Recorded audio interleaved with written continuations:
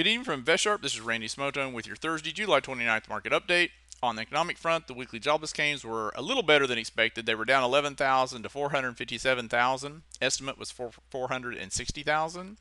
The EIA net gas report showed gas and storage rose by 28 billion cubic feet, which was less than expected. So the UNG went higher today, so you might want to check that out.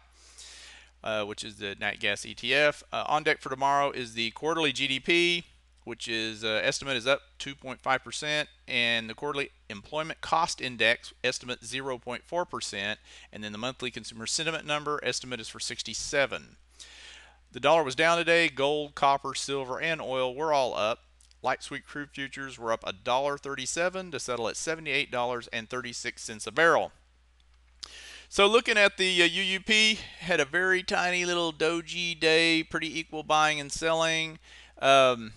Still in this downtrend channel, but again, I pointed out we do have this bullish divergence that obviously hasn't not kicked in and it played out yet. So we'll continue to watch that. Over to the West Texas Intermediate Crude Point and Figure chart. No change here. We're going to have a nice quadruple top breakout here when we print 80, but we're not there yet. We're just stuck in this range on crude, bouncing back and forth. Let's take a look at the Dow. Dow closed down 30 points to 10,467. S&P closed down 5 points to 1,101. NASDAQ closed down 13 points to 2251, and the Russell closed unchanged at 650. Russell held up the best by being down only 0.05%. NASDAQ had the biggest percent loss, down 0.57%, kind of beating up tech still, especially semis. Volume across the indices were pretty much near average today. Wasn't too bad. So let's take a look at the Dow. We're haven't moved much here in the last couple of days. Obviously, so 10,400 should be some initial support somewhere in that area. I will note we made a higher price here than we did here, lower MACD, so there is some bearish divergence, which can take a long time to play out. You never know, but there is some bearish divergence there. S&P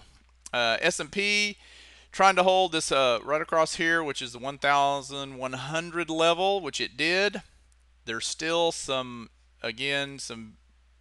we're actually in this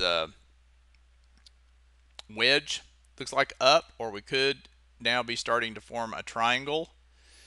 The MACD was lower here than it was back over here, so I don't know, the MACD is not looking too hot to me, so we'll see how it plays out. I think the GDP will make the decision on where we go anyway, so I'm not sure how much all of this matters right now.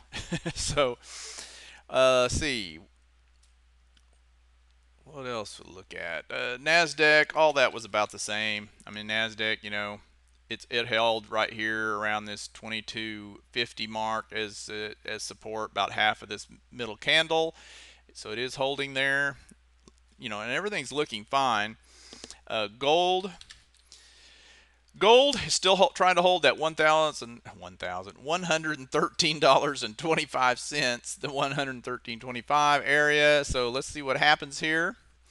Happened to gold, and I think some people are trying to buy the dip now that it's got back down to this area.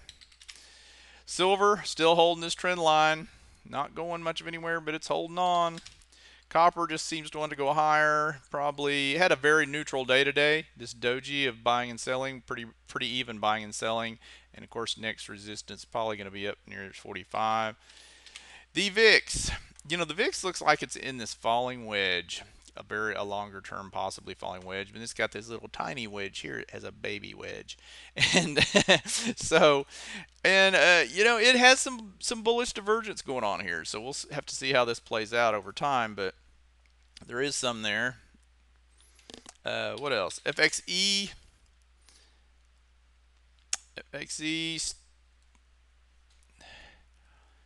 still looking good. Again, it's in this, as long as it stays in this channel, you can't do anything but buy it every time it touches this line down here for now. Again, the euro has bearish divergence, and I think it's only a matter of time it'll break down, along with, which will put pressure on stocks. What else? Look at the VIX, look at that. Let's go over and look at the McClellan.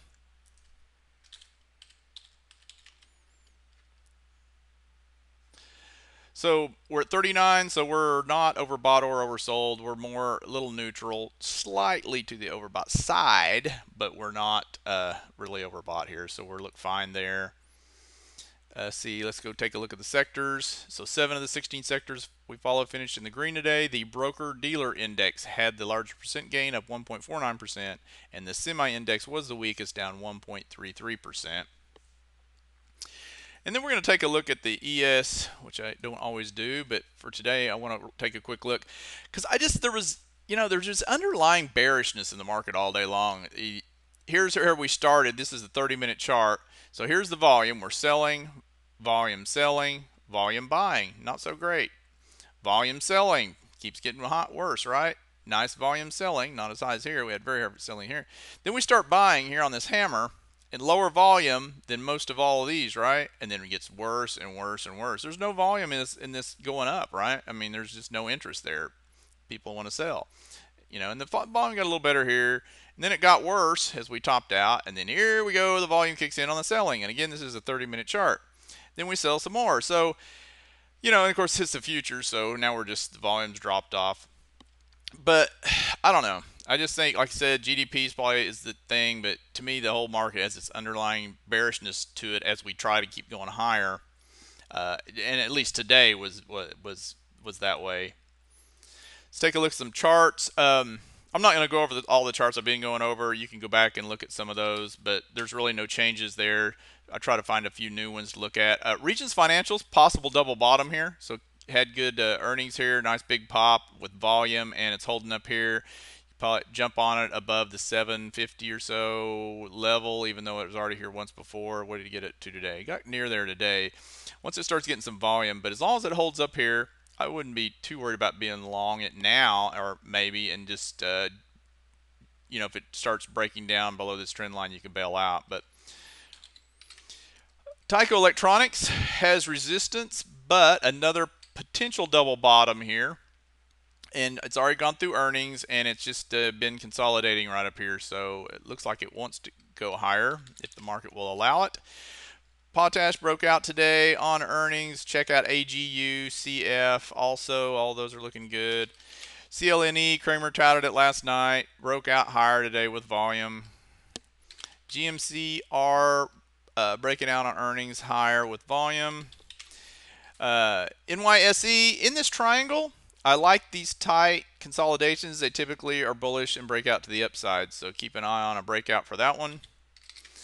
WLL, volume on earnings, and I like it here, so keep it on your radar. DRC, wouldn't buy it here, but nice breakout where it's been struggling, and so this should be good support for it. Maybe possibly watch for a buy down there. ComScore, another breakout on earnings, possible. Should have good support around that 1850. That's probably where I'd try to jump on if you can.